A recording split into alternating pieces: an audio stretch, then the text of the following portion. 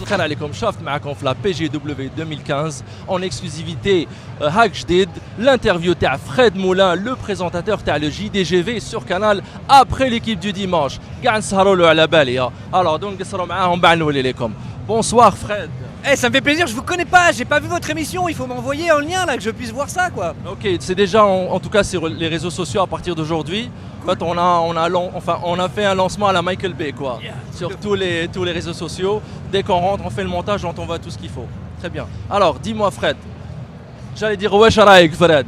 Qu'est-ce que tu en penses de cette 6e itération de la PGW 2? Eh, t'as vu comme ils ont poussé les murs, comme c'est gigantesque, le nombre de machines qu'il y a sur le stand PlayStation, regardez les trucs gigantesques. Ça commence vraiment à ressembler à ce que nous, journalistes, on arrive à voir quand on va à l'E3 à Los Angeles, avec des décors qui sont grandioses et des allées assez larges pour qu'on puisse circuler et assez de machines pour que les gens puissent essayer les jeux. Parce que c'est ça, on veut essayer les jeux. En fait, cette année, la PGW élargit la surface à 62 000 m². Ils espèrent drainer plus de 300 000 visiteurs pendant les 4-5 jours à venir. Penses-tu qu'ils vont y arriver? Je pense qu'ils vont y arriver. Et en plus, effectivement, ce qui est intéressant, c'est que bien évidemment, les gens viennent pour tester les jeux, mais il y a aussi des endroits exprès pour les enfants, pour les plus jeunes. Il y a aussi les étudiants qui présentent leurs projets, leurs jeux, les écoles qui sont ici. Donc, ils essayent de montrer en fait que le jeu vidéo, c'est pas que des gens qui jouent et que des jeux. C'est des gens qui créent, et ici tu peux aussi rencontrer des écoles qui vont peut-être te permettre de demain de travailler dans le jeu vidéo. Et ça, je pense que c'est une très bonne idée. Alors là, je vais attaquer un sujet assez... Non, je vais parler de la conférence Sony en fait. Tu as assisté? Eh oui, j'y étais, regarde. J'ai tous les bracelets. Celui-là... Regarde, chaf, regarde. Regarde les bracelets. Regarde les bracelets chez les gars. Ouais, j'ai le rouge. C'est la télé. On avait des places spéciales pour la télé avec le rouge. Moi, j'ai le rouge aussi. Ok, donc donne-moi quelques impressions par rapport à la conf Sony. Nouvelle démo du jeu Horizon, des mecs de Guerrilla, les mecs qui avaient fait la série les Killzone avant. Et c'est vachement bien ça, ce néo préhistorique avec des robots et tout. J'ai très envie de jouer l'héroïne avec son arc, c'est super sympa. Le nouveau jeu de David Cage, très curieux.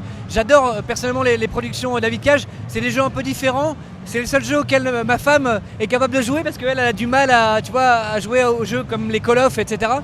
Donc ça c'est bien.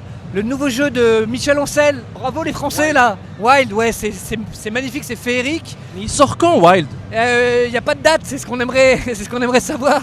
J'ai pas vu de date, il me semble, ça n'a pas été. Il n'y a pas eu de date, non. Voilà. Non, mais on a hâte, mais en tout cas on peut faire confiance à Michel Ancel. C'est un garçon qui est talentueux et il faut lui faire confiance, il faut lui laisser le temps de le faire, son jeu. Prenons notre temps. Moi j'attends en tout cas le dernier de Quantic Dream. Et là je vois que les gars ils sont super visionnaires. Ils nous ont caché en fait, ils travaillaient sur un moteur technologique dédié à la PlayStation 3, si vous vous rappelez bien, qu'ils allaient utiliser pour Beyond Two Souls. Et là, peut-être 2-3 ans après, ils nous ressortent ça avec un univers cyberpunk. Pour moi en tout cas, c'est ce que je retiens, c'est mon coup de cœur. Quel est ton coup de cœur à toi? De cette conférence. Tu en as sûrement un seul, tu retiens un seul. Ah mais en fait allez, je vais un peu faire des zigzags là. Moi c'est David Cage. David Cage, non mais j'adore David Cage les productions, donc je suis très content qu'il soit là. J'avais pris je pensais qu'il allait venir, on avait titillé un petit peu le patron de PlayStation, il était venu à l'émission avant la conférence et j'avais dit est-ce que David Cage sera là, il m'a dit je l'ai invité, il sera peut-être dans la salle à côté de moi ou peut-être sur scène, ce sera la surprise et donc effectivement on est très heureux. Moi j'adore, j'aime bien les jeux un peu différents parce que c'est bien de jouer à des jeux de bagnole, des jeux de foot, à des jeux où on se tape dessus. Mais les choses originales comme ça, comme ce que sont capables de faire donc les Français comme Michel Ancel, ça c'est important. Donc ouais, gros big up, mais après j'aime aussi le classique. Et je t'avoue qu'Uncharted 4, je l'attends avec une impatience démesurée. Et c'est vrai qu'on a vu la vidéo là, du mode multijoueur. Et moi je pensais à un moment donné, c'est quoi, c'est du solo ou du multi ça? Donc c'était du solo sauce multi.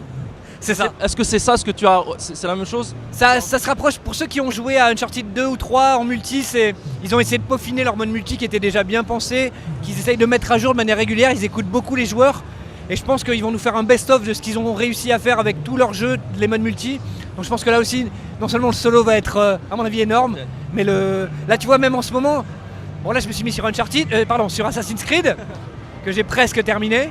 Mais je rejoue encore à la trilogie Uncharted parce que j'adore ça. Assassin's Creed n'a pas été gâté par la presse ces derniers temps. Hein. Je saute du coq à l'âne. Hein.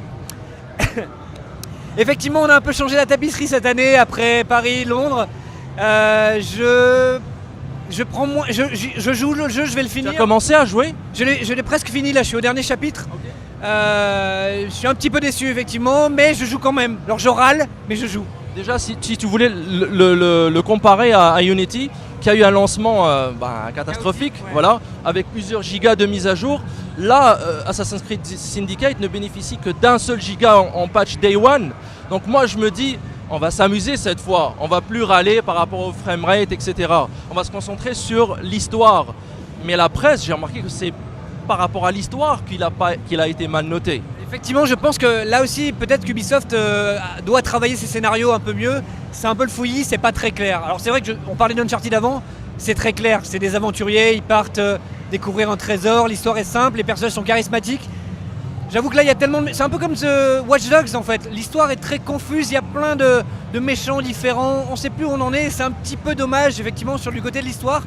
Et même, j'ai envie de dire, du côté de gameplay, il y a beaucoup moins de bugs. J'en ai eu quelques-uns, mais j'en ai pas eu trop. Beaucoup moins que dans Unity.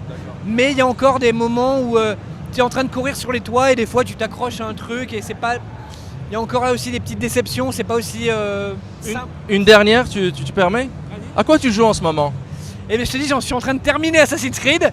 Et là, juste, je vais terminer très vite pour pouvoir me mettre à Star Wars Battlefront. J'ai déjà précommandé les jeunes, hein. Déjà, juste la carte. En plus, je vous invite à regarder notre replay si ça passe chez vous parce que on a un comédien qui s'appelle Miko qui vient chez nous là, dans l'émission et lui il a travaillé sur les décors du Star Wars épisode 1. Il avait fait du plâtre, on m'a montré quelques photos à l'époque et donc lui il est très fan de ça et il a très envie d'y jouer lui aussi. En tout cas, je te rassure, le JDGV, nous on suit à plein tube, ok? C'est cool. Parce qu'il y a l'équipe du dimanche juste avant, Ouais. il y a toi après, il y a ton nouveau décor. Ouais. Je te félicite pour cette nouvelle direction. On a un nouveau écran là qui est gigantesque. C'est super. Donc voilà, j'espère qu'on te reverra bientôt. Avec plaisir. Peut-être chez nous, hein? Chez nous dans notre émission. On peut essayer, tout est possible. Voilà, donc je te dis à très bientôt. Merci beaucoup. Et envoyez des messages sur Twitter là parce qu'effectivement. Fred Moulin, exclusivité hack جديد. Merci. Salut. Merci, ciao.